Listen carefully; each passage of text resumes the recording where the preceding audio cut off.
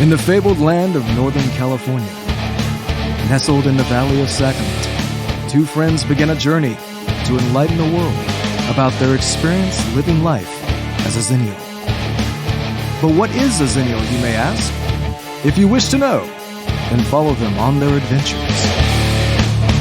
Welcome to the Xennial Chronicles. This is James. This is Mike. And are we done with the technical difficulties? I really don't want to have a podcast to a click track. I had the worst time in the beginning. I wish that I could have actually had a recording of all of that, but it wouldn't have worked. But that was a nightmare. So yeah, off to a rough start so far. Well, I mean, you guys aren't going to hear it in post, but yeah, rough start. Holy crap. Well, we're off to a rough start in the month of July because, of course, our favorite holiday just happened. and by me saying our favorite holiday, I mean the most annoying damn holiday. It's, hey, we're Americans, so we're going to blow shit up day. Yeah, happy birthday, America. Blow all the things up. This year was, I don't know if this was on a national level. I know it was kind of in this area, so for those that don't know, we're in the Sacramento around. Say what now? You mean in the conservative stronghold of California? Conservative stronghold. I would say to look at the political map, sir. And I'm just saying.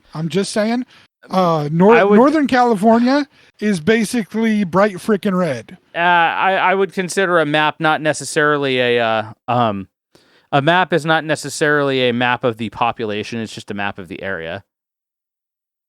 But politically it's red because they're all conservatives because it's farmland. Well, it's because it's farmland and there's like 1/5 of the amount of people in the farmland as there are in the cities. And nobody wants to live here. It's just the only place we can afford to live. Or our family's been here. Yeah, sort of. That keeps getting worse. Holy shit, we are off on a bad start.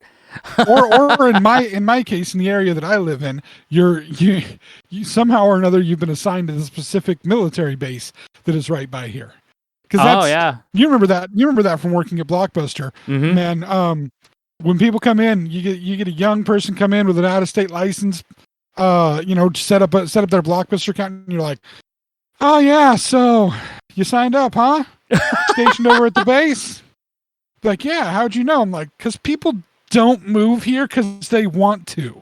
This isn't a place where people are like, they look at the map and go, I want to move there. That seems like it's an amazing place. No. Nobody moves here because they want to. They move here because they're assigned here. Although I did actually have a geology professor in college that did move to this area because they wanted to, because of actually geographical features. But it makes sense with a geology teacher. I was going to say it's like one of the safer areas in the state, isn't it?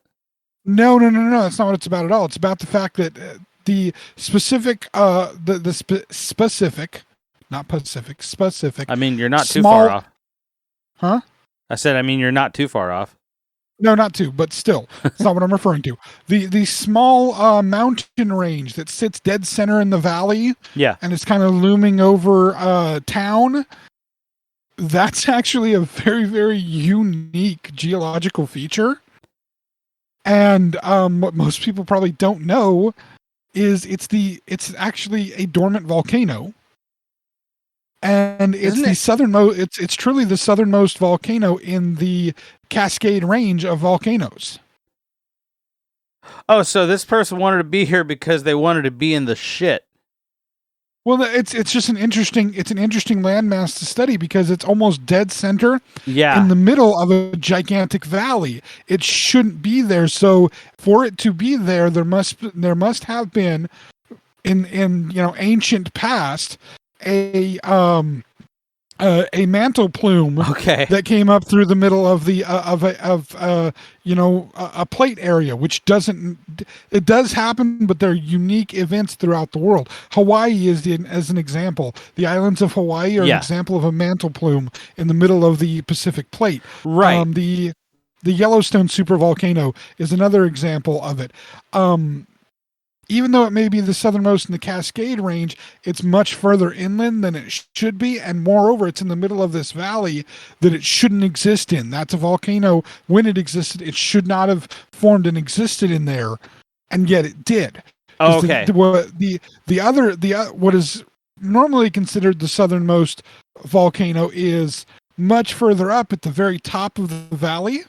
Right. Still in California, but at the very top of the valley. Yeah. And that makes sense where that's at. But these local mountains don't make sense. It does not make sense for a volcano to be there. And so it's a very interesting geological feature.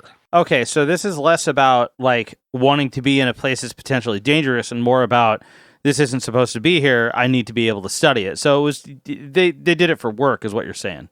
They did it for work. So cool. I guess it's still about work. It's still not because they wanted to be here. Well, I mean, yes, because there's a difference between having a desire to be in an area because it's good for your job, and those are people that love their job.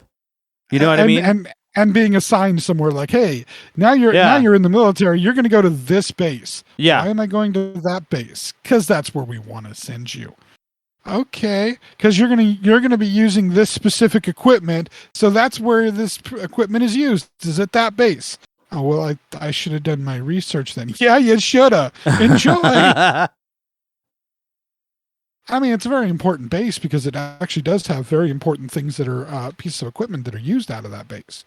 But still, and used to be used out of that base. Right. But still, yeah, it's not a reason for people to come to this area. But yeah, I think this area, the whole northern part of California might have been worse, but I think it was a nationwide thing. Again, we're having people that are still just, even though there's been a few, how do I want to put it? A few resurgences of COVID going around all kinds of places. People are still coming out of the multi-year lockdown, not lockdown, can't do stuff, want to do stuff. We're going to do our stuff because it's freedom. And this is still them trying to express that freedom from having been, multiple years of they feel oppressed by having to wear masks and not being able to gather in huge groups and stuff. Well, there's a part of me that does understand.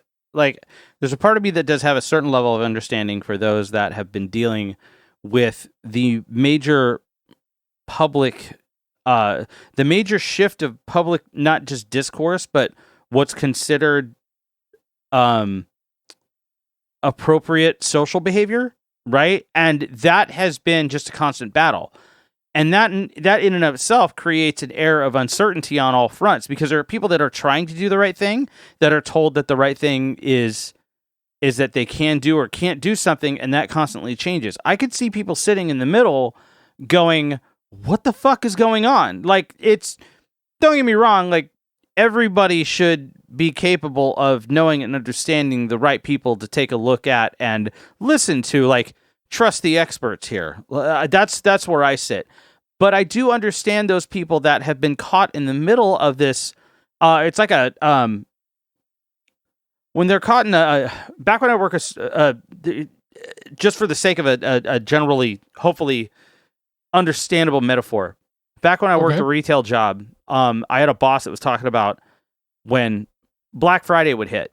One of the things that he used to say was, he says, you've got to make sure that you could, because this is like floor sales. So it's, you find somebody, they're looking for a thing, you go here, take this, put it in their hands, go ring them up, tell them there's going to be that. If they have any questions about it, you make sure that that's the thing. But the part of what you're doing is you are selling the certainty that the product they're picking up is a big deal. But you have to do it quickly on Black Friday. You have to do it faster than you normally would, because most people are in and out. They're trying to take care of business and get the hell out of there, was the whole deal, right?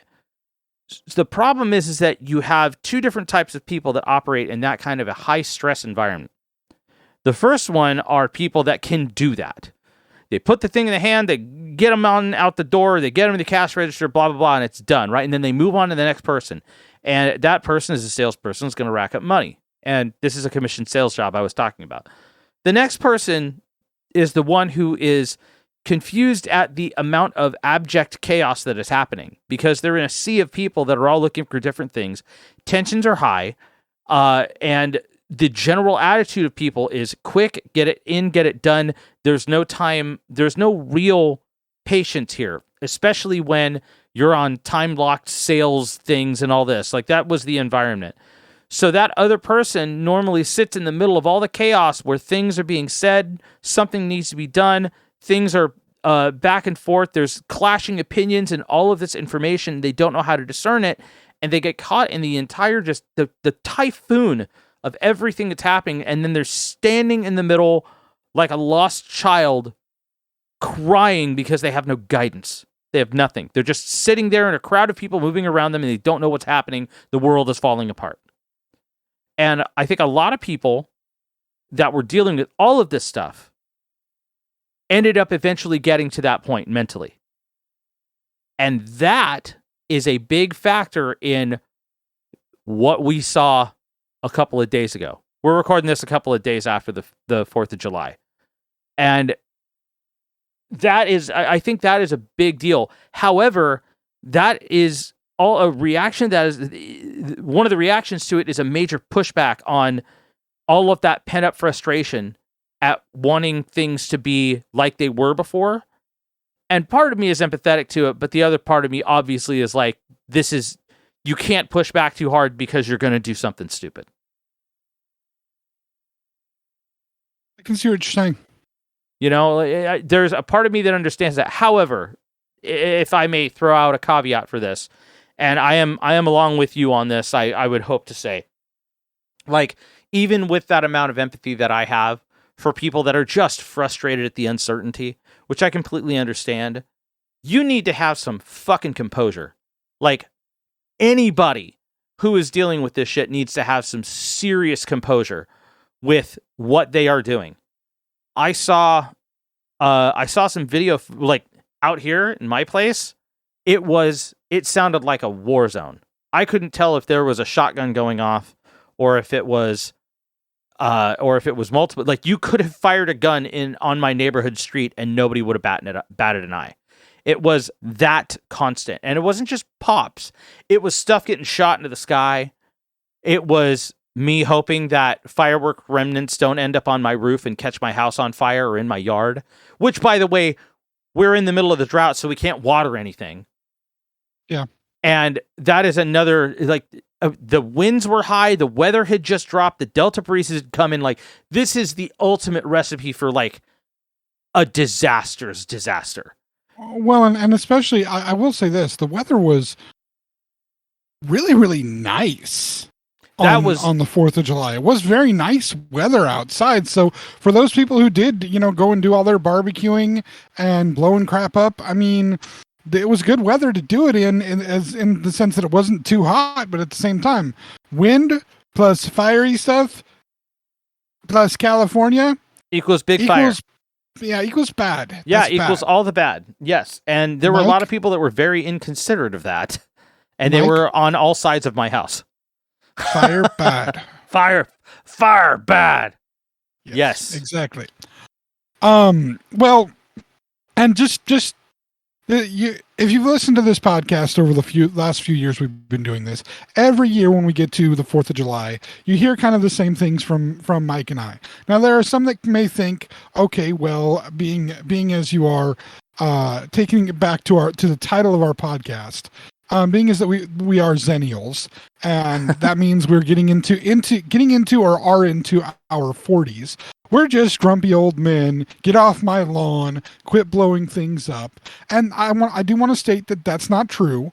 At least in my part, I would say the same in Mike's part as well. Part of this is the fact that we are pet owners, and pets really do not deal well with all of the loud noises. We have friends that are veterans that also do not deal well with all these kinds of loud noises that remind them of places they don't want to be reminded of. And I can say I've disliked the 4th of July since I can remember. I was never a fan of it. My parents did not do fireworks out in the street. We basically spent the whole time trying to keep our dogs calm because we had, I grew up with dogs in the house all the time. Ah. So Okay, it was so- never something. It was never something that I've been a fan of. I also have personal reasons for not being a fan of the 4th of July, but that's a whole different thing that we won't discuss on here. However, it just came to my attention the other day that I can start looking forward to the 4th of July, not for that day, but for the day after.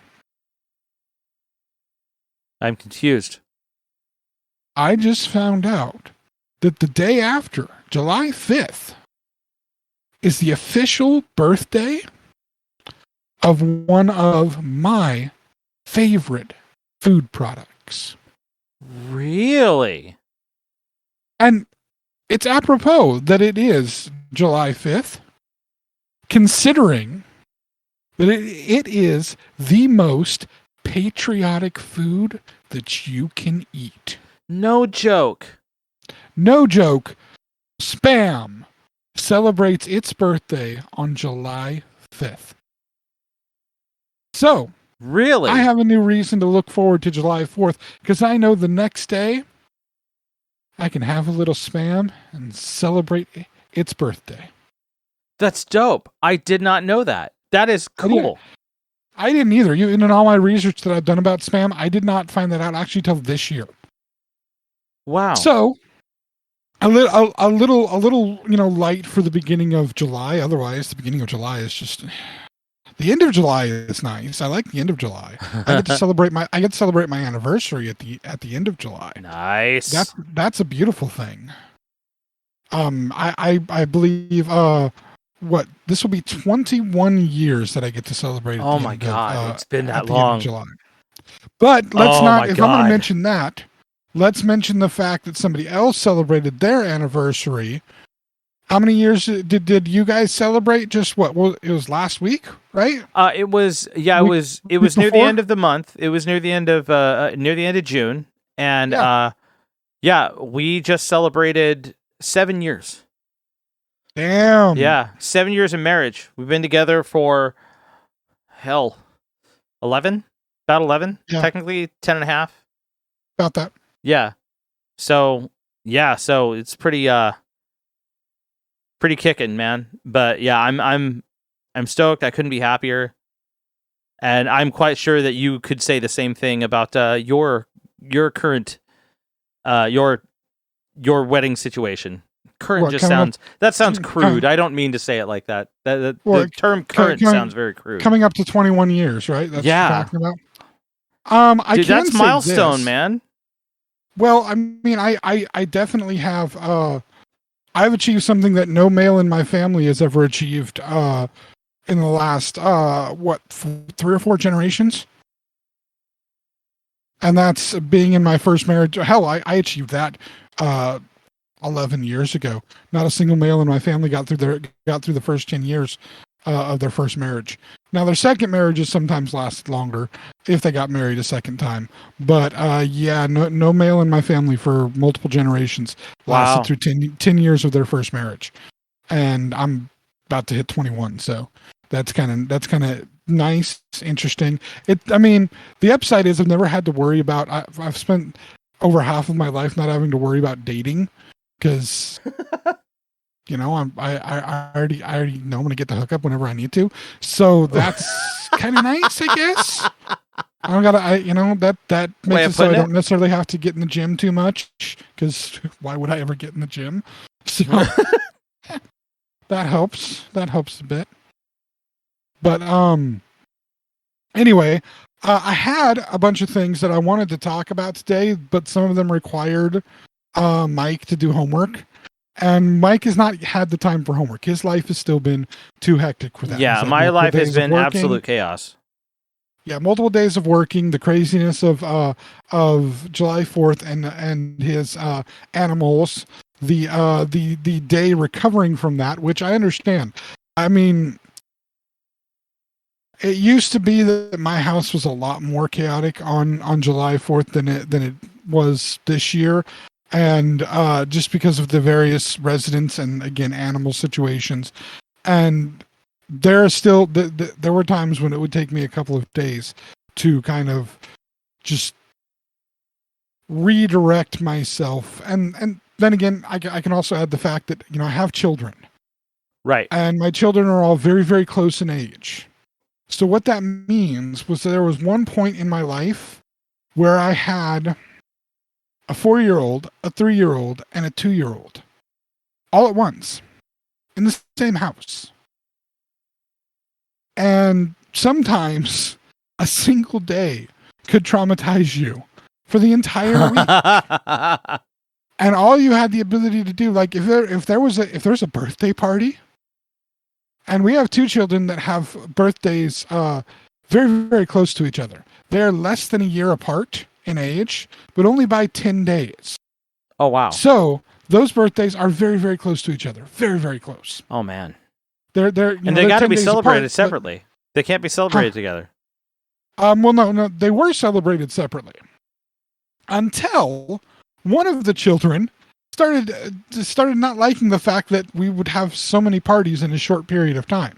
Oh, because their birthday also took place near another holiday, so we'd have 3 weekends in a row where parties would be going on. Some people like parties, some people don't. I'm one that can only handle so much party, only so much, and I have limitations. And I'm the guy that kind of I like to set the rules for parties and have the rules followed. I appoint other people to be in charge of the rules. Like when we used to hang out, when you were with the first band, and we would come and hang out all the time. We'd do drinking, we'd party, we'd have fun. But there are times you guys would come over to my house and hang out a bit, right? Oh yeah. Do some drinking there, do some stuff. Whenever you guys were there, I had other than myself and my wife, I would appoint one other person that was in charge for the night. So if I wasn't watching things, that other person could see stuff, and everybody had to listen to that other person too. Yep. And I'd back that other person. Yep. Typically it was our announcer, Scott. Yeah. Because even though he is a fun guy, he's also kind of he's one that's going to make people stick to the rules. He'll give a little bit of leeway, but he's not going to take no shit from nobody. And he's going to make sure everything stays good, Dude, hands down, still to this day, best roommate I've ever had aside from my wife. Like, hands down. He's a good dude. Yeah. He's a good dude. Fantastic person. Yeah. Hell of a father, by the way, as well. Hell of a what? I said hell of a father. Fantastic father. Well, I mean, he named his kid the right thing, so that was the most important part. The name for his kid, spot on, perfect. Oh, and yeah. From what I don't get to talk to him much anymore, only occasionally. But everything I see, yeah, he's doing all kinds of fun stuff with his kid. He's doing stuff like I did, taking my kid to see the animated G.I. Joe movie. Something from 1987. My kid wasn't even thought of then. In 1987 there was no way I was even having kids. But he has seen the movie, and so he was interested in seeing it. It was cheesy as hell, but it still made me want to go out and buy more G.I. Joe toys, because I had a crap ton of them when I was a kid. But anyway, I'm one who likes to keep in control of the party. I don't like it to go crazy, and I can only handle so much of it. So yeah, one of the kids started having issues with too many parties in a short period of time. So we actually ended up combining the birthday party between the two of them, because sometimes those two, they got some like mental connection with each other. They can look at each other and like talk to each other and shit. It's scary. Oh, that's scary. Great. Luckily, the two typically don't team up for stuff. But like, it's a good thing. But I was gonna say, if they became conscious of it, and then that they could do some damage. I'm sure. I mean, and that the thing is, they are kind of antagonistic toward each other, so that does keep them from getting too involved and stuff. But I one of these days, those two are going to plot against me, and that's about the only way they have a chance of winning is working together. But yeah, parties. We ended up having to put something together. But like I said, when you got a 5-year-old, a 4-year-old, 3-year-old running around, right? 4-year-old, 3-year-old, 2-year-old, whatever. You got them all running around at the same time. Your life is insane, and it takes a couple days to refresh. So we can forgive Mike for not doing his homework. So James still can't talk about Obi-Wan. James still can't talk about Multiverse of Madness. Yeah, I can't talk about Multiverse yet. We can talk about the fact that the Netflix show Stranger Things has shined some light on a little known thrash song from the 1980s. I think that was from about 87 too, right? No, 86. earlier than that? 86. Actually, there's people that have done the math, and that means that have you actually seen the scene itself? Yes, that means that basically when the scene takes place, the guy who's playing the riff would have only had a few months to listen to it and learn the riff without any kind of stuff, right? No, try 2 weeks. He had 2 weeks to learn it from when the album was released. So the album was released mid-March, and the scene in question takes place in late March. I don't even know the context of it. Like, I haven't seen the show. I haven't seen enough of the show. It's a show that I wish I had Netflix for to actually see. But there's bits of it that I've seen that I know that you would like. You'd really dig on it.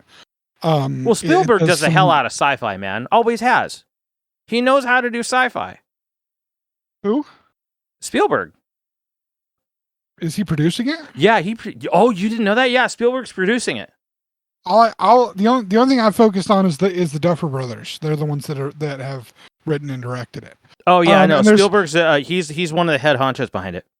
Yeah, I love all the D&D references. The fact that especially right now they're going against Vecna, which is a very, very well-known D&D character from old school D&D. Mm-hmm. Specifically, his hand and his eye are very, very powerful artifacts that you can find and use at some point or another. But the thing is, whoever is in the kids group, whoever is the DM should know exactly how to defeat Vecna. So it's actually pretty easy. Once you know how to defeat one of those, you just need to do it. It's simple. Know what? I was mistaken while you were talking. I researched it. No, Spielberg is not behind it.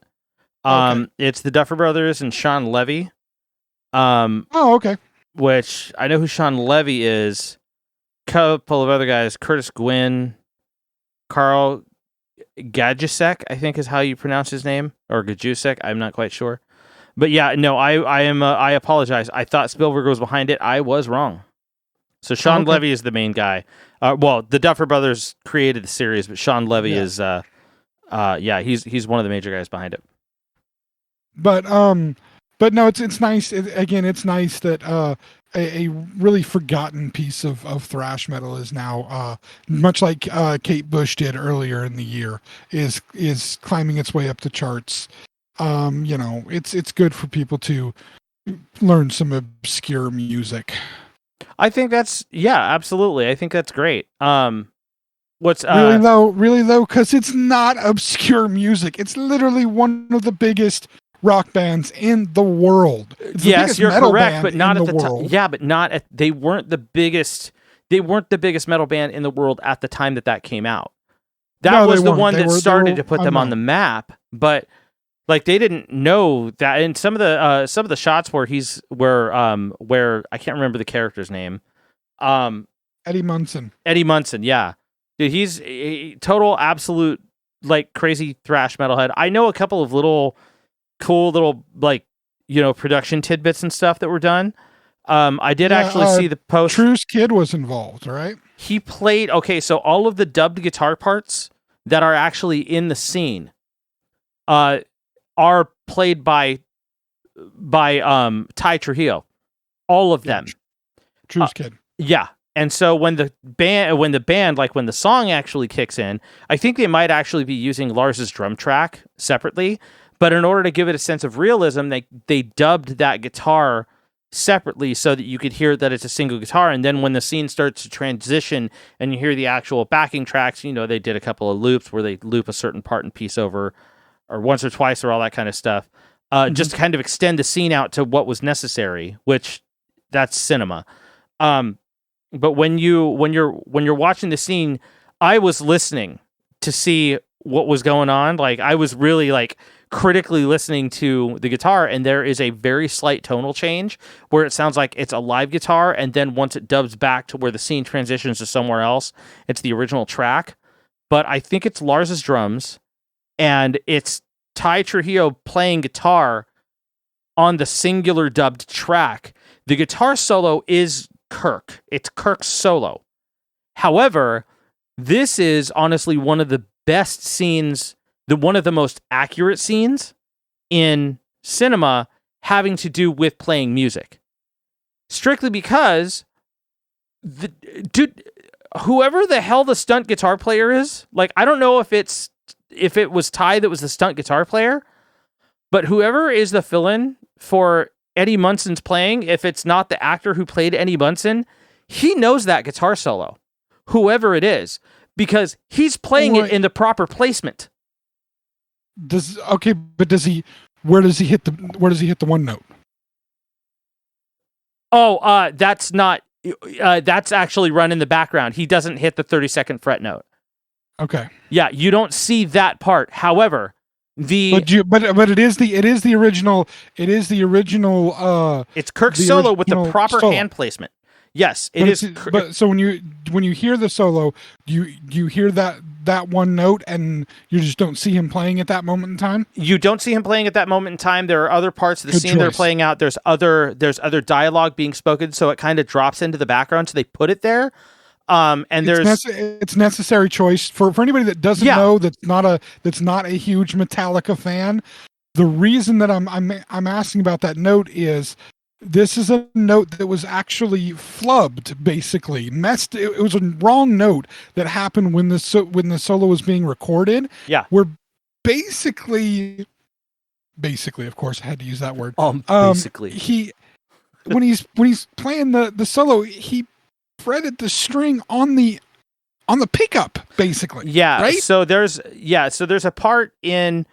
There's two very high squealing notes that are played with a whammy bar. So wow, wow, wow, wow, like it's really super high. Yeah. When you hear it in the original recording, like anybody listening to this, go listen to Master of Puppets. You'll know exactly what I'm talking about.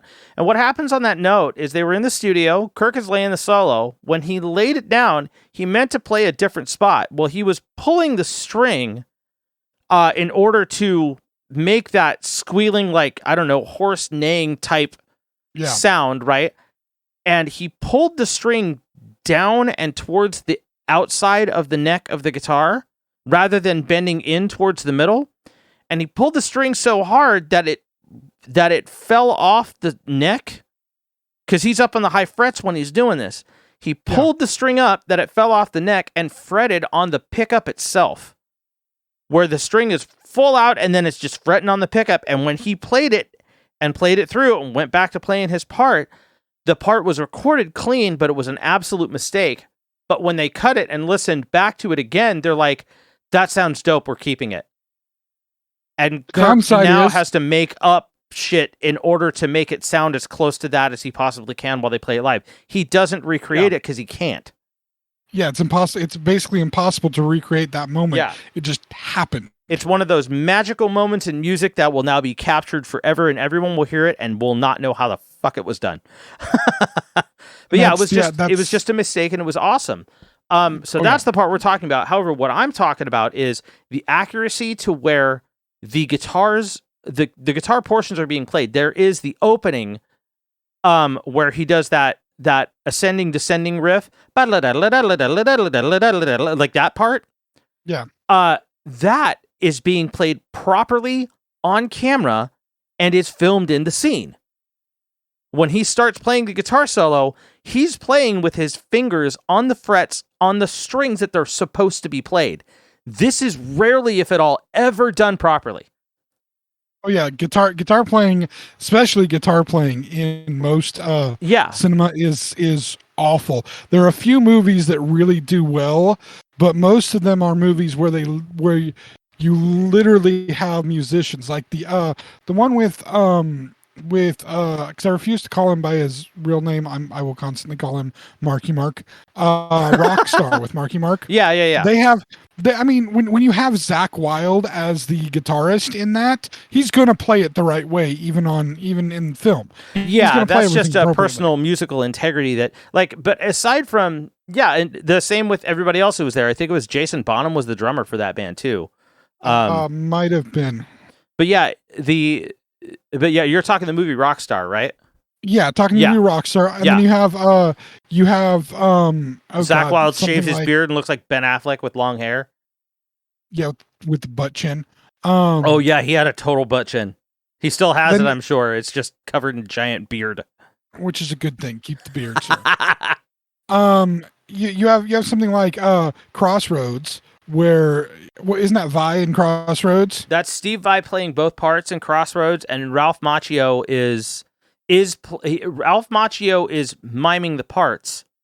However, Steve Vai taught Ralph Macchio those parts so that he could mime them on camera accurately. And Crossroads, and this is the thing, is most of the time with most music movies, you tend to have at least some sense of accuracy in miming, because you need to put out the believability to it. Just most of the time in cinema, you don't really have a lot of that integrity, especially in a non-musically based film.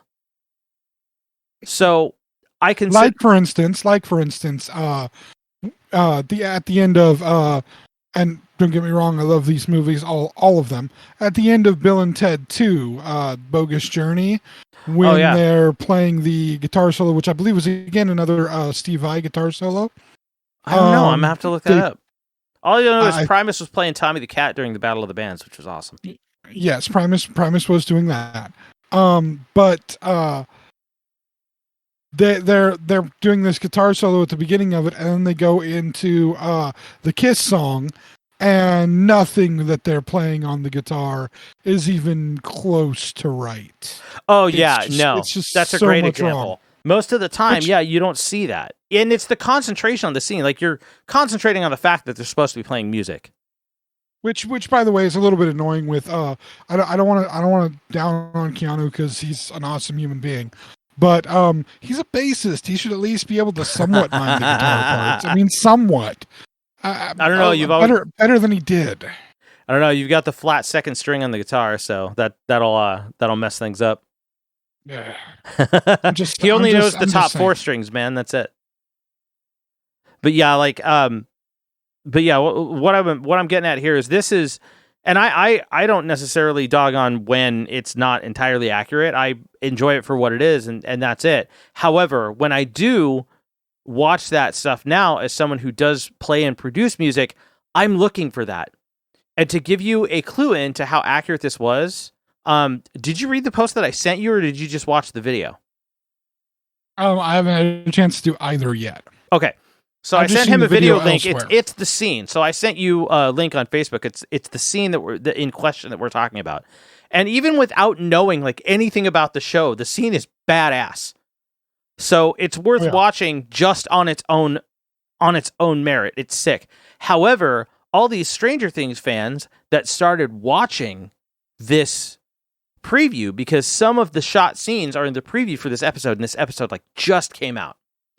From the preview, this scene was recorded so accurately to the guitar playing of the song that was already selected, that when the preview came out and the music wasn't even being played in the preview, in the trailer, people were able to guess what song it was and what he was playing in the song. They're like, "Holy shit, Eddie Munson's going to play the solo to Master of Puppets." They knew, and they knew he was playing Master of Puppets, the riff, and they knew he was playing the solo. They could tell. That's how accurately it was filmed, which is that's worth serious credit, serious props. Well, Metallica seems happy about it. They actually were just like, okay, they had a concern about whether or not, how is this going to be represented? Is it going to be goofy? Is what's going on? So sure, go ahead and do it. Let's see it. And then when they saw it back, they're like, this is fucking sick. Yeah, let's go. And they got Ty got coaching from Kirk on how to play the song properly. And I guess Kirk was also a consultant on how to play the guitar solo properly when they were filming it. Makes sense. Yeah. He's the guy who wrote it. They were like, we want to do this song justice. We want to do the band justice. Like, let's go. And but they did Master of Puppets. But they did Puppets, right? Yeah. I mean, You saw that joke coming. I did. I did. As I completed it, I was like, please, I've set it up. Hit it, please. So that's, I mean, so please, everybody, try to help out. Watch your Stranger Things if you're doing so. Get your '80s nostalgia and help Metallica's Master of Puppets get all the way up to #1 on the charts, like it should have done years ago. But again, give them some of that Kate Bush love, man. She's making mad money on this right now because she's finally she's off. Here's the cool thing about Kate Bush: like everybody is like losing their shit about Kate Bush on this new season, and they love the song. But what they don't realize is that Kate Bush is no longer with her label, so she owns the rights, which means she's making songwriting and performance rights. Like she's making all the money. And guess what? To anybody that doesn't know, Metallica bought all their masters from Warner like 6 or 7 years ago. They've been putting out, like, if you don't know already, Metallica's been putting out remasters of their albums since they came, like, from the first record, when they did the remasters where they were all special edition and 180 gram, and like the Black Album just came out last year, and they did Justice in like a 3-disc set the year previously. And I mean 3 discs, like CDs and vinyl and like all this shit. It's awesome. But what people don't realize is the reason why this is coming out now, the way that it is because Metallica bought all of their masters, the rights to their masters from Warner Music like 6 or 7 years ago. And now they're reaching that 30th anniversary spin on their shit. And now they are putting all that music back out. No, Mike, not 30th anniversary. Black Album was 30 last year. Black Album was 30, but Kill 'Em All's older than that. Oh, yeah. No, Kill 'Em All, let's see. Oh, they didn't do it 40? when Kill 'Em All and Puppets were 30, because Puppets was 30 in 2006. Yeah. No, Puppets was 20 in 2006. No, so 30. No, there's No, only right. a difference of 20 years 20, between 80 and 20. 80 and 100. So, Right, so when Metallica bought, like when they did the 30th anniversary re-release of Puppets in 2016, they had bought the rights. And so every one of those, when you see they're under Blackened Recordings now is the new thing. They've done it for every major release they've done so far. And I think I actually just got a bunch of the Walmart special edition color vinyl discs because they look awesome. And I've always wanted their albums on vinyl. I just ended up doing another purchase. Like I did all the stuff that I fell in love with first. So I did like the Load era stuff first. And then I bought like some of the other later stuff that I absolutely loved. I think the only ones I don't have now are Kill 'Em All and Hardwired and Saint Anger, which I'm probably going to skip Saint Anger. But no. No. What? Dude. Come on. Because I have all of them, I have to get Saint Anger too? Be a true fan. Hey, I'm one of the few people that actually like that album. I like that album. You do not like that album? I like it better than I like other people's music. I like it better than every single AC/DC album. I like it better than every single, Megadeth album. I like it better than every single Anthrax album. You want me to throw the other one in the big four out there? I like it better than many bands, their entire catalog. Is it my favorite Metallica album? No. Really? But wow. It's still a Metallica album. I mean, yes, that's fair. There was another album that they did that was recorded in an actual garage that sounds better. Yes, still.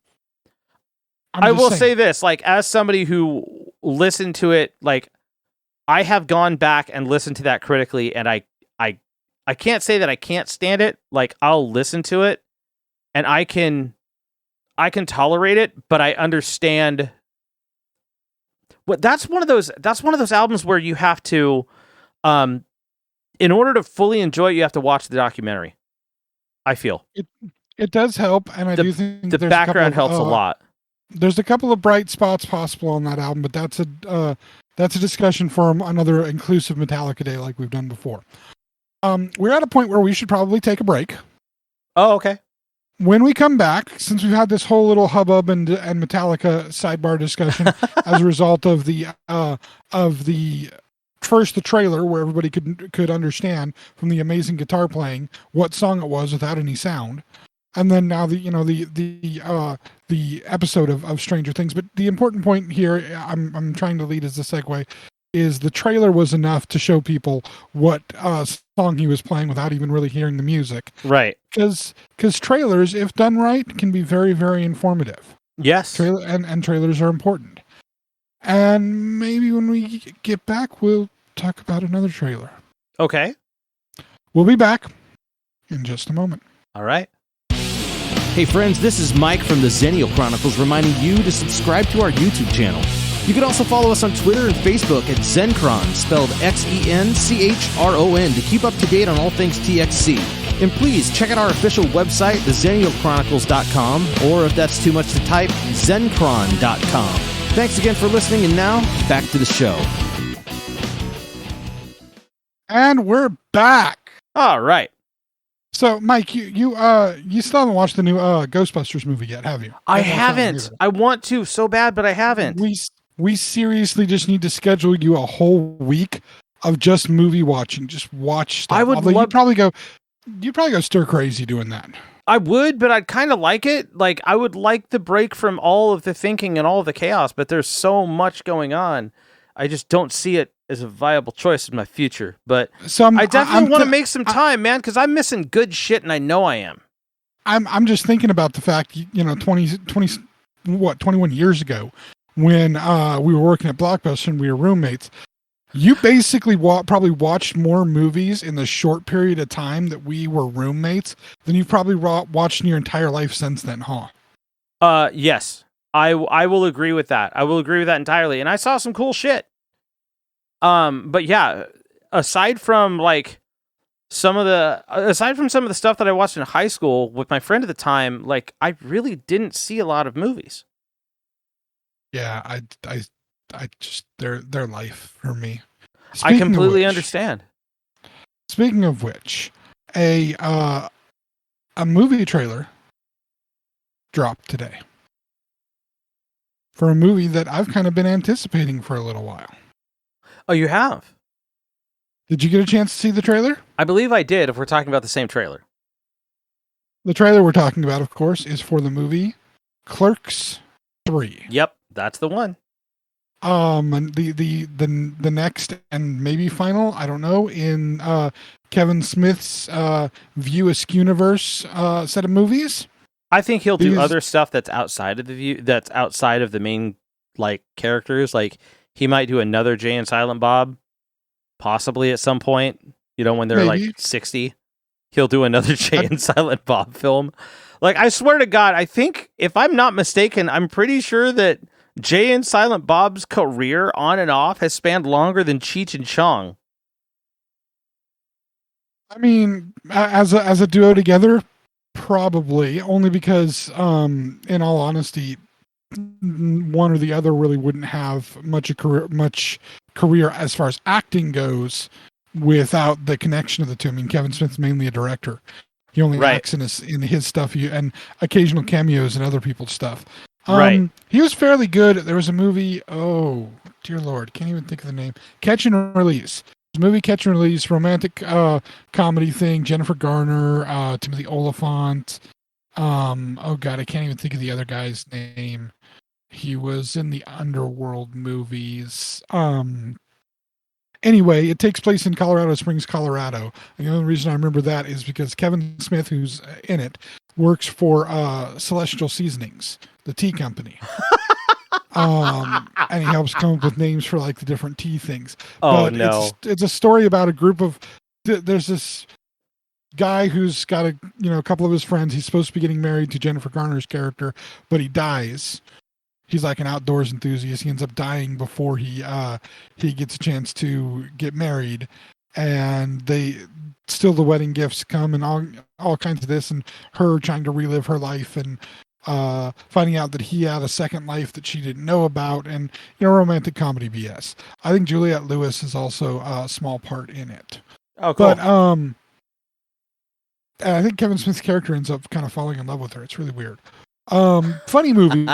I think Kevin Smith also, I think he also ODs in the movie, but really, he's just basically, or tries to. He's just basically being Kevin Smith though the entire time. He's just kind of being himself. Well, he's either himself or he's Silent Bob. He isn't really anybody else. I've never seen him play a character that's not him. Yeah, basically. So again, as a director, I like his work that I've seen. The only ones I haven't seen are the Cop Out was the Bruce Willis cop movie. Yep. Didn't watch that out of respect for the horrible process it was for Kevin at the time. Although apparently, I think we've discussed this before, Bruce Willis was already having difficulties with the disease that has sidelined him from acting. Yes. And sidelined him from life, and he actually regrets a lot of the interaction and things that happened during the making of that film, as he was already again suffering the beginnings of that, and so was dealing with his own issues. And well, you know what? They've reconciled and talked. They have. I think we mentioned. I was going to say, just a quick recap, just interject on that, because I thought that was honestly one of the sweetest stories I've heard in Hollywood. Basically, Kevin, for the longest time, thought that Cop Out was one of the worst experiences he had, was because he was having so much trouble with Bruce.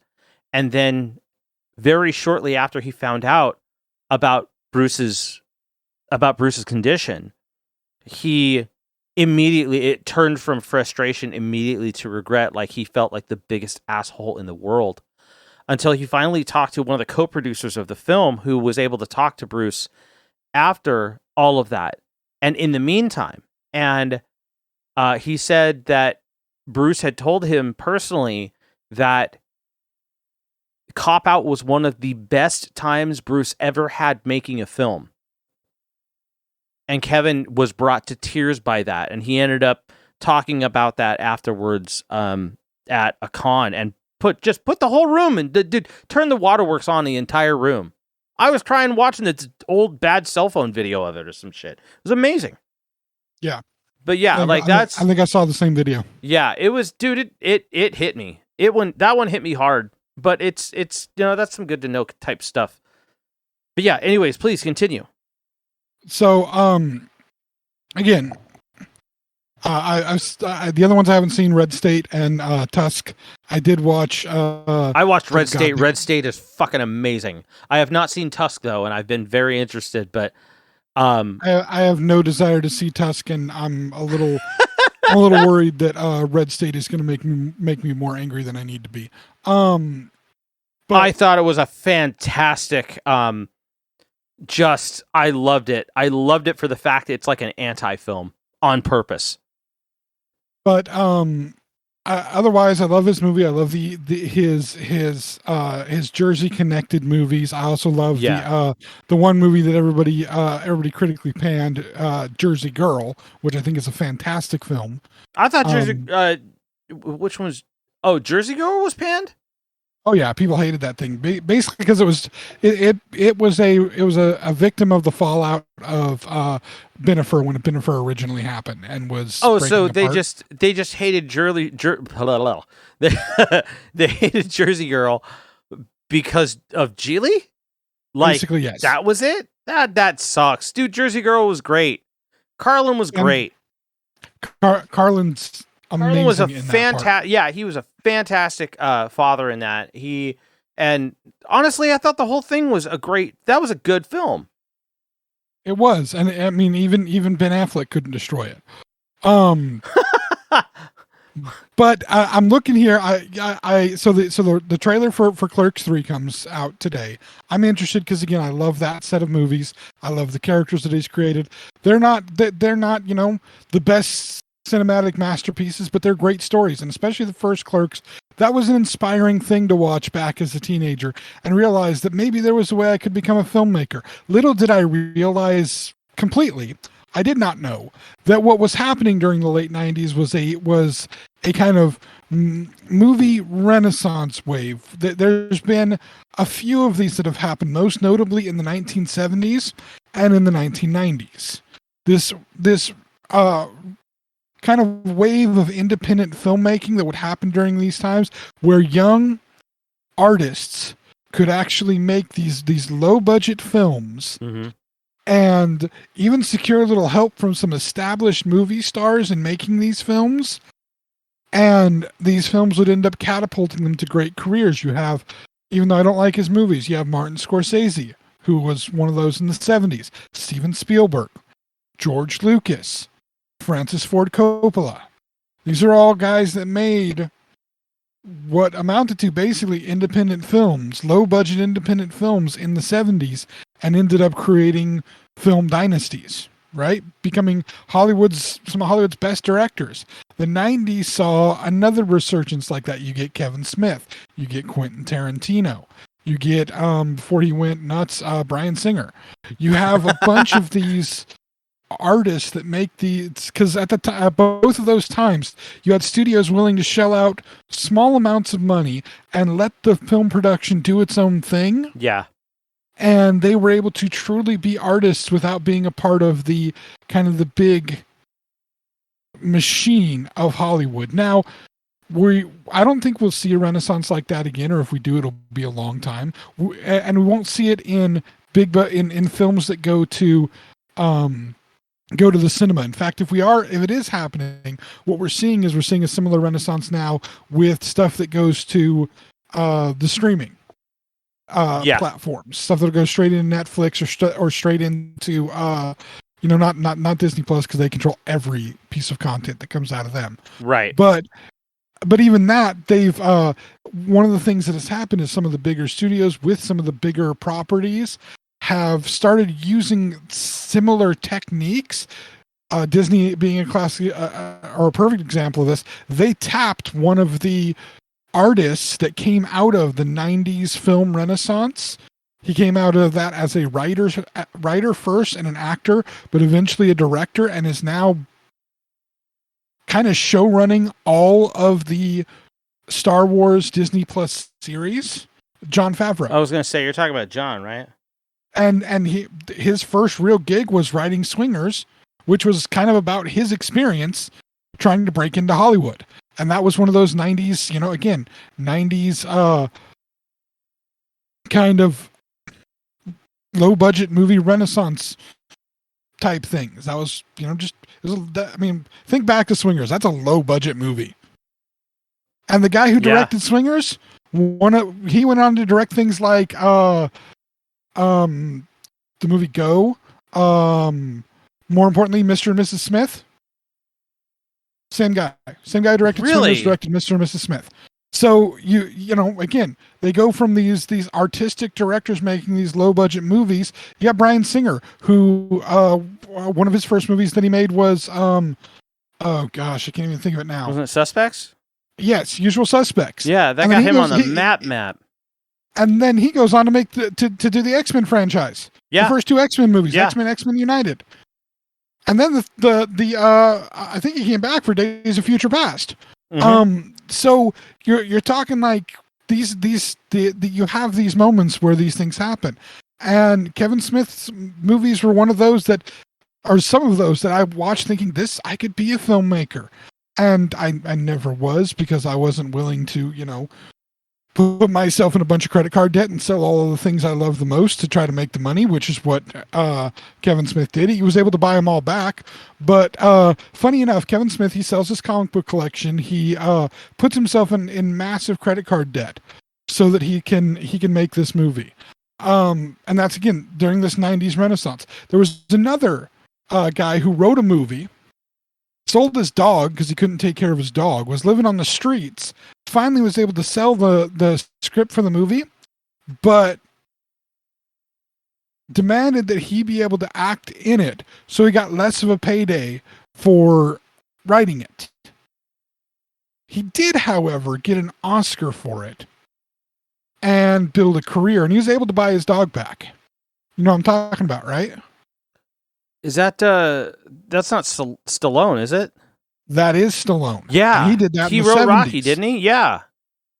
So, and the Rocky was the first motion picture that he was in, like real motion picture, and he wrote the damn thing. His Oscar is for Wow. best original screenplay.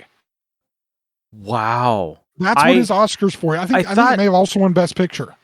But I thought that he was, I think I don't know what corner of my mind that retained itself in, but for some reason, like, realizing and remembering that information is just as astonishing as learning it for the first time to me. When you look at Rocky, you don't think Stallone wrote it. That's how good of an actor he was in that fucking movie, though. Well, but then, the funny thing is he writes the movie, but his character has almost no lines in the movie, which actually makes sense. Well, yeah. Well, the thing is because that's what he sells the character as. He sells the character as, like, it's somewhat hero's journey-esque, but he's a lovable.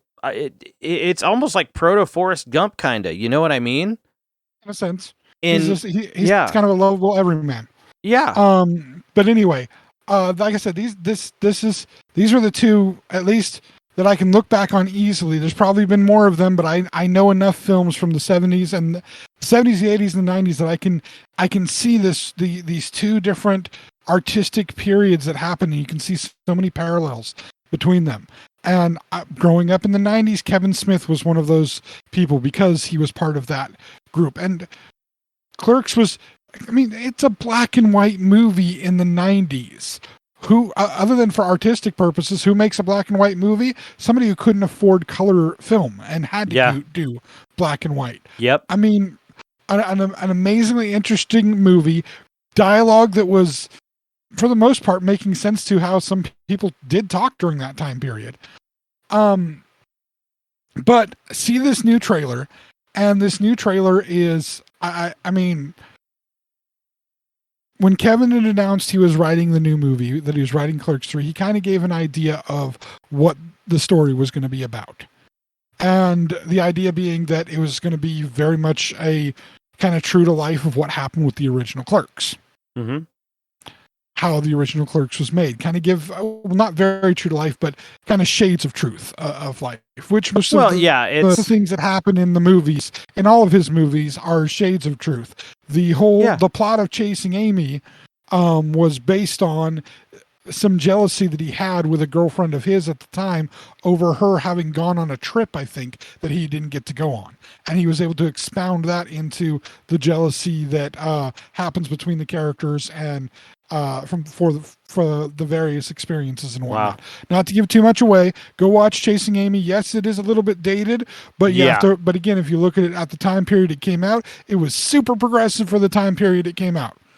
Dated and a little bit cringy now, super progressive back then, like majorly progressive. Ages a hell of a lot better than American Pie did, I'll tell you that. Yeah.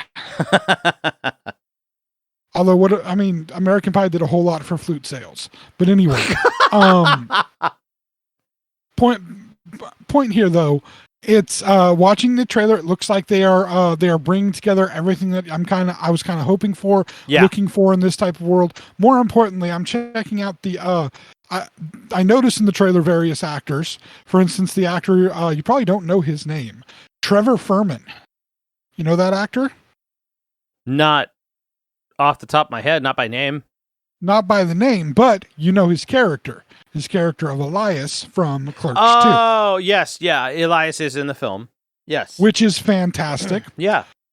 But there are many other people that have appeared in the various Kevin Smith movies that are in the film. You do see there's a short moment of Ben Affleck. Yes. There's looking here, Veronica makes an appearance. That's that's the girl that was making lasagna, I believe, for him back in the day. Yeah. For Dante. Yes. Not Caitlin Bree, but the other one. Right. Wow. And so Rosario Dawson is back, of course, which is necessary. Of course.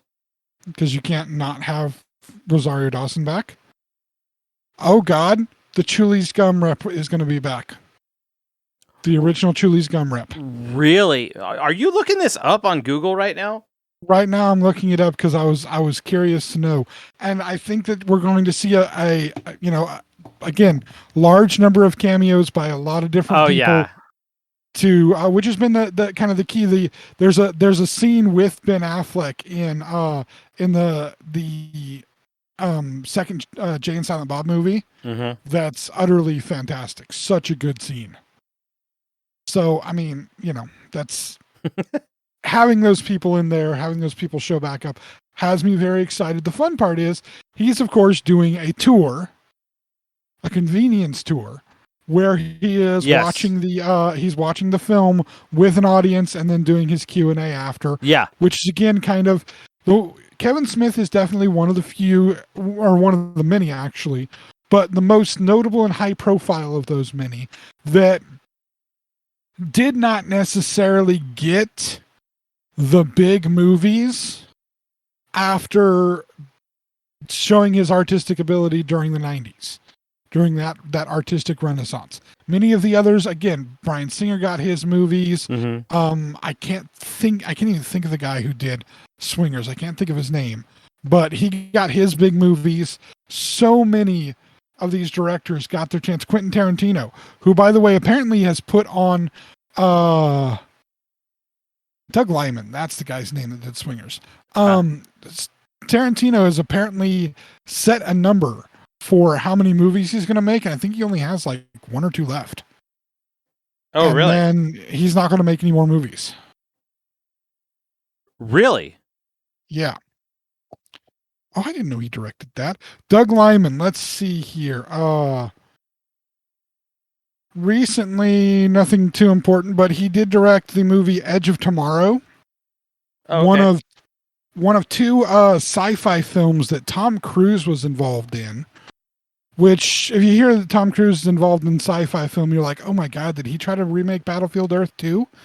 No, he did not. He is not at any point. However, Edge of Tomorrow is one of the 2. The other one is Oblivion. That are actually really, really, really good sci-fi movies. Like really good. Edge of Tomorrow being probably the better of them. Sadly, it had a really bad ad campaign. It's based on a manga that his character technically is a minor character in that book, but still one hell of a great science fiction action movie. One of Tom Cruise's best performances because he's not really being Tom Cruise in the performance. And that's it's cool. It's also Emily Blunt looking like a total badass, so that's good. Cool. Let's see. Fair Game, that wasn't a big one. Jumper.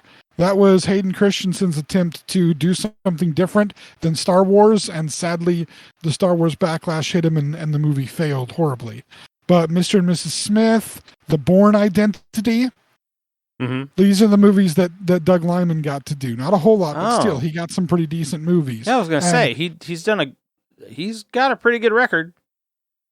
Kevin Smith, he got a couple episodes of a few CW comic book shows, a couple of Flash episodes, a couple Supergirl episodes, which makes sense being Kevin Smith. Yeah, he would definitely be all over that any day of the week.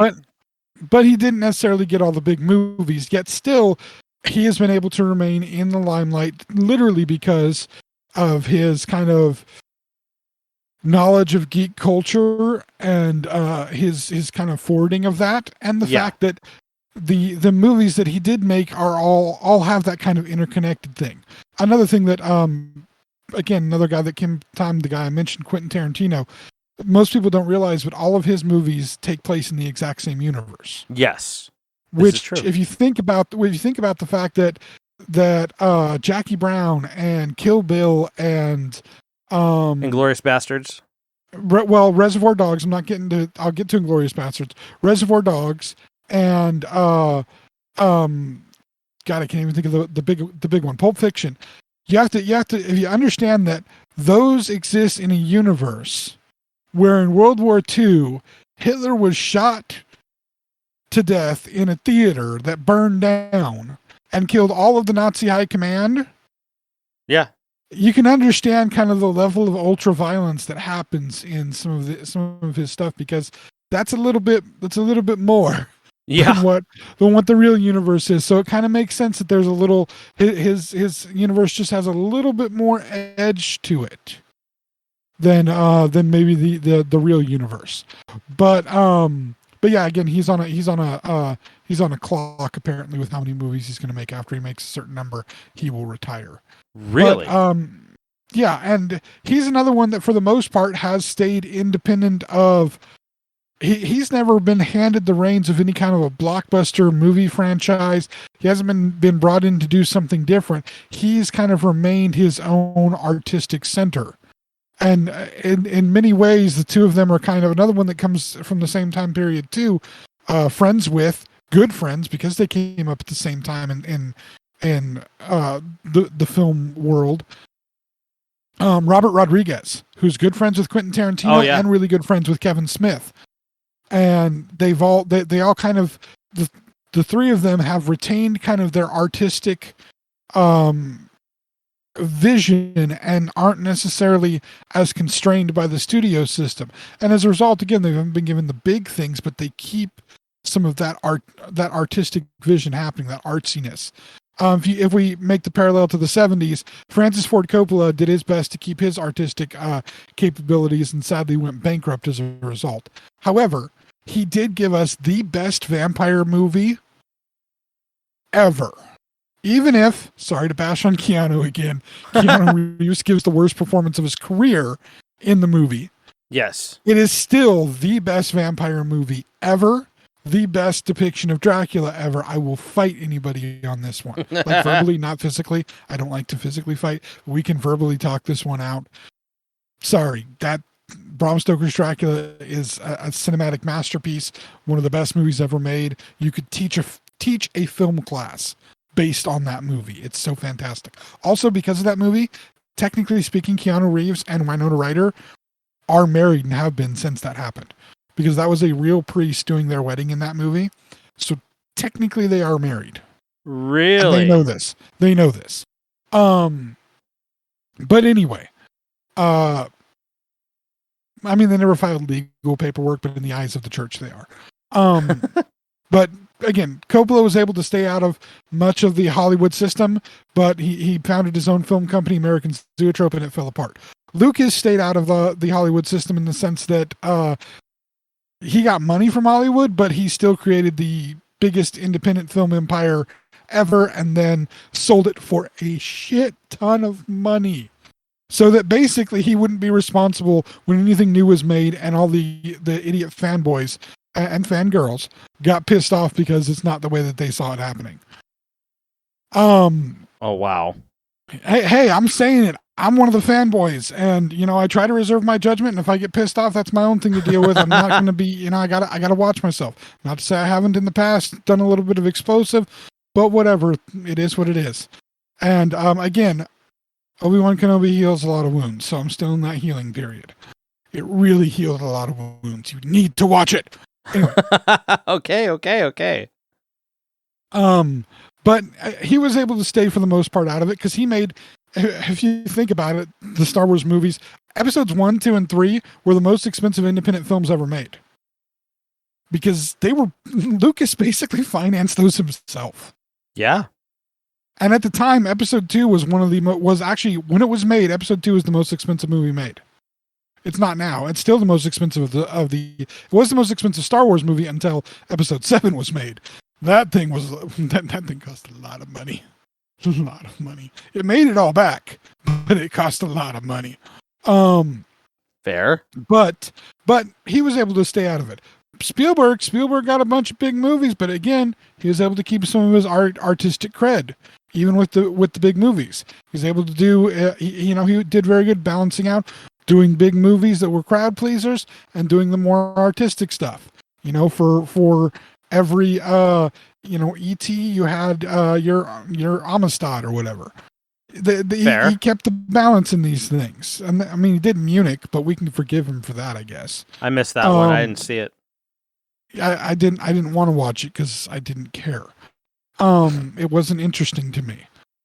I also have never seen Schindler's List, but that's for a different reason, different discussion for a different day. Oh wow, that was required viewing for my oh god, 8th, 9th grade. Yeah, class? let me guess.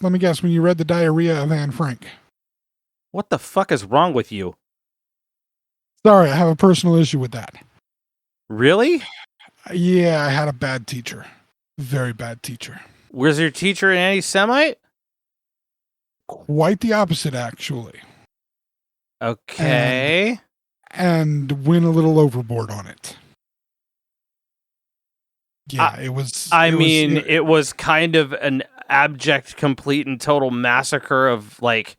It was a large race of people that needs to absolutely not be forgotten. It was, except for the fact that the teacher announced to us when we were doing the Diary of Anne Frank, that we were going to take twice as long on the Diary of Anne Frank as any other story that we were reading that year, because she was Jewish and she was going to make us do it, while holding her Star of David out for us all to see. So she made it a little bit difficult. She made it frustrating for me, because I get it, but at the same time, bringing her political stuff and her religious stuff into the school place like that, I wasn't okay with. And so it's I tend to I get it. Believe me, I get it. I get. But yes, it's not political. This isn't. No, it's less about like. I'm sorry, I don't necessarily want to go down this road, but that's not.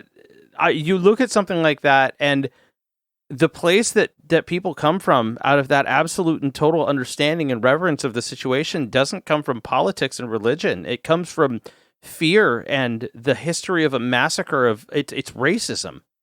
I agree with that. And if it had been handled if I had a black high school teacher, if I had a black high school history teacher that said, "Hey, we need to have a good long concentration on the history of slavery in the United States," I probably would know a fuck ton more than I have in most of my life, and it would have done me a huge favor in my understanding of American history. And I wouldn't necessarily have a problem with understanding that. I know a lot of people would. I know that there are a lot of people's parents that would have a problem with that, but the issue comes down to the fact that that has to do with the fact that that is a very important personal subject. And if I had a black history teacher that was able to teach me more about black history, I would be able to understand a hell of a lot more. And I personally would consider that a favor, especially in what I have known about what I have learned in recent years about black history that has been very crushed out. And this, as far as that, I know I wasn't in the classroom, man.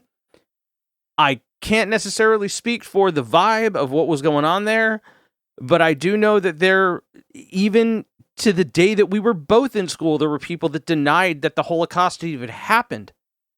And so that is a very personal subject to people that see that, like, on their face. I don't know if you're hearing the way that I'm saying this.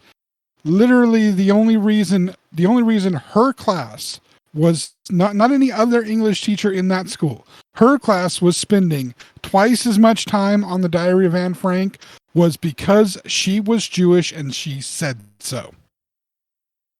This was not, she changed the curriculum specifically because of her religious belief about it. Not because it was this great tragedy, not because people needed to know more about it, but she was Jewish. She was going to change the system for it.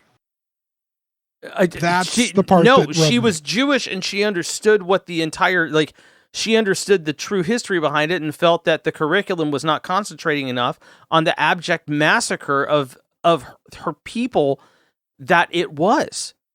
You don't just say a couple of things over a course of 3 weeks to a month. I had a history teacher that was Jewish that also concentrated on that. That was the history teacher that mandated that we, now, of course, with parental permission and all that, she did everything that she was supposed to do within the context of the curriculum, but she did mandate that we concentrate on the Holocaust, on the history of the Holocaust. She didn't talk about, like, She didn't talk about like Jerusalem. She didn't talk about Moses or the Old Testament of the Bible or anything like that. She talked specifically about the time when a dictator controlled the military and the government and tried to massacre her ancestors. Okay, again, That's different. This was an English class, not a history class.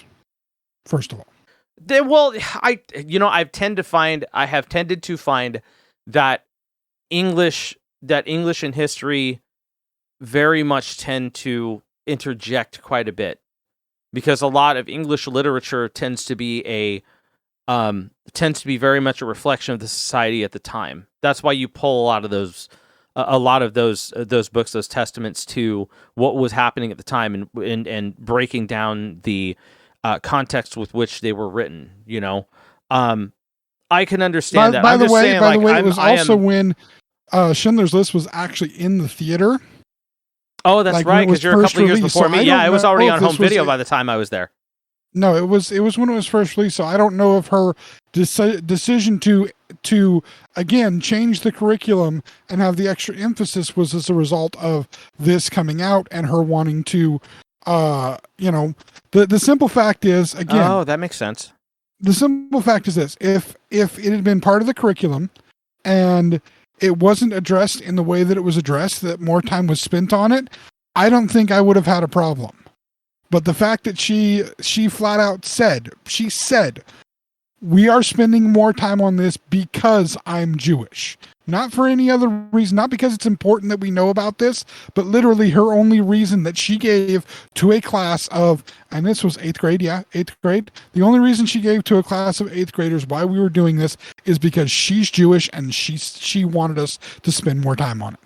That's it. I'm curious if there was just a lack of articulation or something on her, as much as she was an English teacher. Maybe it was just such an emotional moment that it could have been a lack of articulation on that point. And I'm curious. I'm curious. That's a. I don't know. Again, I can't necessarily answer for that. I definitely wasn't there, but just understanding the context, I don't understand. Like, somebody as passionate about that, especially with where they come from and the fact that they know that. And you could be right. It could have possibly been due to the heated emotional state that could have come from such a fresh take on, like a fresh testament on such a disastrous point in time of world history. I can understand that, but I think it could be just a lack of articulation to a certain degree.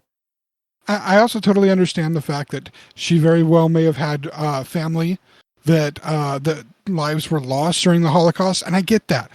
But again, part of being a teacher is handling some of these things in a more tactful fashion. And it wasn't the fact I read the Diary of Anne Frank. I enjoyed the Diary of Anne Frank. I thought it was very informative. I thought that she was amazing in the sense that she didn't, beat the crap out of her family.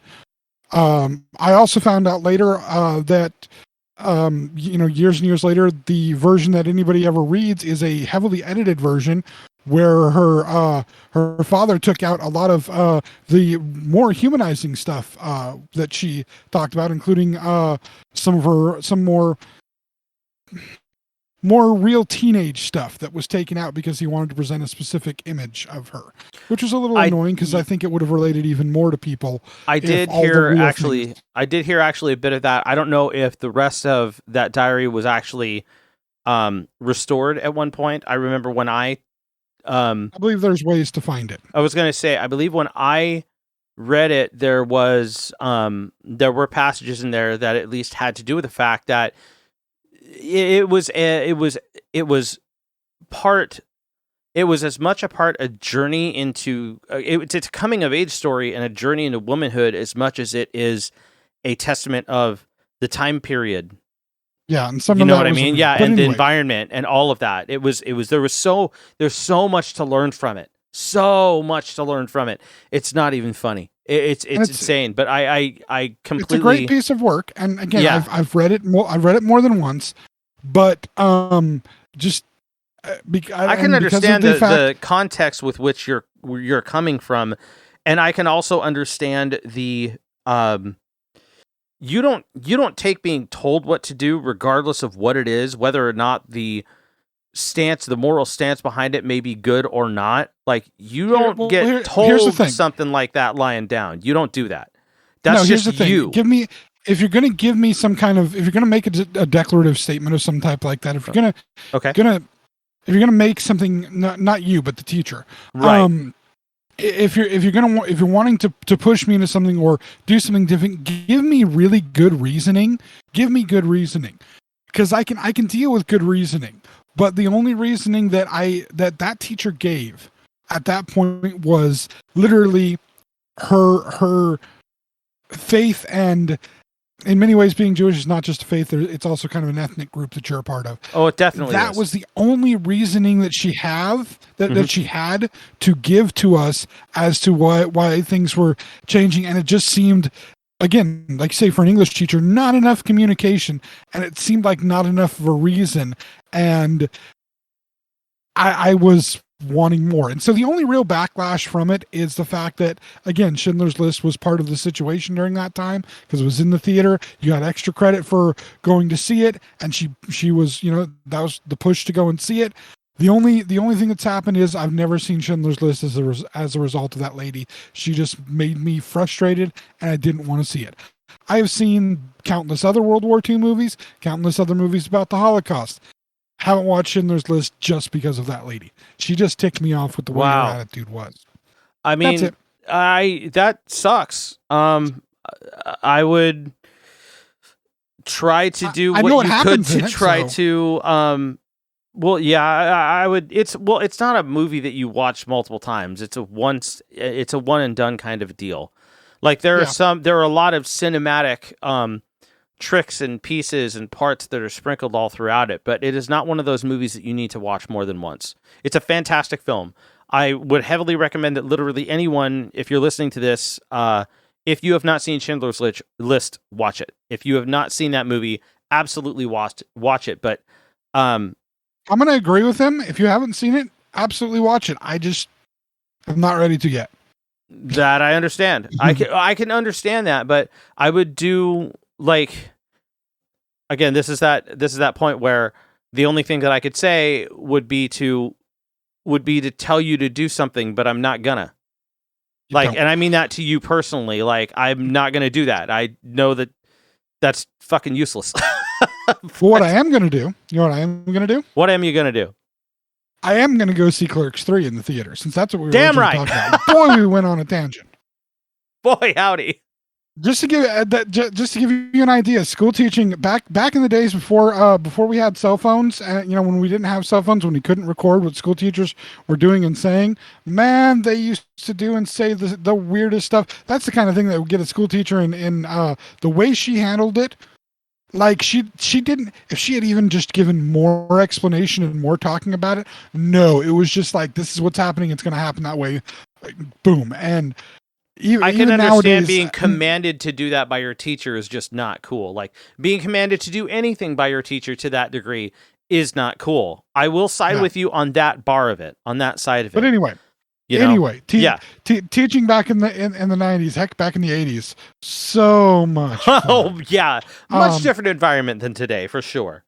But anyway, I was actually going to invite you, even though it's in September, I believe, is when the movie comes out. Let's work out a time. We need to go see, for this podcast, we need to go see Clerks 3 together. Oh, really? We need to go. Last time we went to the movies, I think we went to go see the Metallica thing, right? The movie. Yeah. Oh Metallica. Man, just before it all kicked off and we were all shuttered into our house, man. Like 2 years ago is the last time we went and saw a movie together. So we'll have to go and before that, it had been how many years? Oh, forever. I don't remember the last movie I saw with you in the theater before the Metallica concert. I'm trying to think how many movies. I don't know if we ever saw it. Did we ever go to the theater and watch a movie? I thought we went and saw like a Harry Potter film at one point when it had just come out, but I wasn't even like really into it. I forget which movie it was. I've seen literally 2 Harry Potter films in the theater and then 1 at home, and I barely remember anything. Shrek. That's when I know you were. Oh my God, you're right. We saw Shrek. You were there with me for Shrek. The sister-in-law was there. Our former computer guy Rob was there, and then the wife was there. Oh man! Of course, the sister-in-law was like 5 back then, so we were all kind of taking turns giving her a ride on our shoulders because she was exhausted halfway through the trip. I believe she in the back seat she either fell asleep on you or fell asleep on Rob because she was so exhausted from the trip. Yeah. But anyway, those were fun times, man. They were still the 90s, but no teachers. Anyway. Now that we've gotten all the way around that, it's going to be a fun conversation. I mean, maybe we'll incite a few comments, even if they hate me for it. That's okay. Yeah. One thing or another they'll hate me for. Mike. Yes. When we do get the opportunity to go see Clerks 3, where are people going to be listening to us talk about it? Well, you're going to be listening to us on our website, thexennialchronicles.com or zencron.com if you don't want to type that much. You can also check us out at most other major podcast platforms, and we also have our podcast uploaded to YouTube as well. So if you're not already there, please go to YouTube and search for The Xennial Chronicles in the search bar. You'll find us. It probably, well, if you type it right, it'll show up on the main search. I have no idea. But anyway, while you're there and you're listening to this, maybe you're listening to this on YouTube because we do share the YouTube links. Please make sure that you hit the like button at the bottom of the video. And next to that, make sure you hit the subscribe button as well. And there's also one more thing to be done. James, what is that? Click the bell. That's right. Make sure you click the bell so you get notified after you subscribe when we have a new podcast out. Because, sometimes they're a little bit off kilter. Sometimes they're a little late. Yeah, this week's one was a little bit late. Just a hair. It was a little. Man, I tried. It was a bad mental health day yesterday. Do or do not. There is no try. Yep. Yeah. All right. I'll give you that one. While you're there on YouTube, and I feel bad because I just went on this whole thing of like a teacher told me to do something and didn't give me good enough reason, and I refused to do it, and it's caused an issue, 30 some odd years later. And I'm about to tell people to go check out other sites on YouTube. But hey, while you're there, checking us out on YouTube, if you would like to, please check out Mike's other sites on YouTube. If you like hearing his voice, if you're realizing that maybe James is a little more off kilter than we thought, Mike is the voice of reason, please check out his other 2 pages on YouTube. The first one is Ruling Note Music. This is Mike talking about all things music. I promise no conversations about Schindler's List on there. Unless there's really good music for the movie. It's probably got... I think Hans Zimmer scored it. I'm not sure, which means it does have good music. Yeah, that's fair. I mean, he's fantastic. Absolutely. I know it's the same cameraman that Spielberg uses for everything. Great cameraman. But anyway, please check that out. That's Mike talking about music-related stuff. Recently, he did a video about a sound engineering thing that you can stick an SD card into and get perfect recording, something like that. I love your dude. I swear, I think I'm just gonna start asking your synopsis on what the videos are after you see them, so that I could just make them the video description. That works. I love that. I love it. And then again, if you would like to check out Mike's other page, Chronosode Games. This is Mike and his wife playing video games in chronological order of the story, not in order of when they were released. But basically, it's just Mike playing video games badly, which is, humorous content. Also, doing voiceover acting badly. Yeah, definitely. So, please check those out if you would like to. And hopefully, I haven't scared you off too much and you'll be willing to listen to us again next week. Y'all have a good one. Thank you for tuning in, friends. The journey continues next week.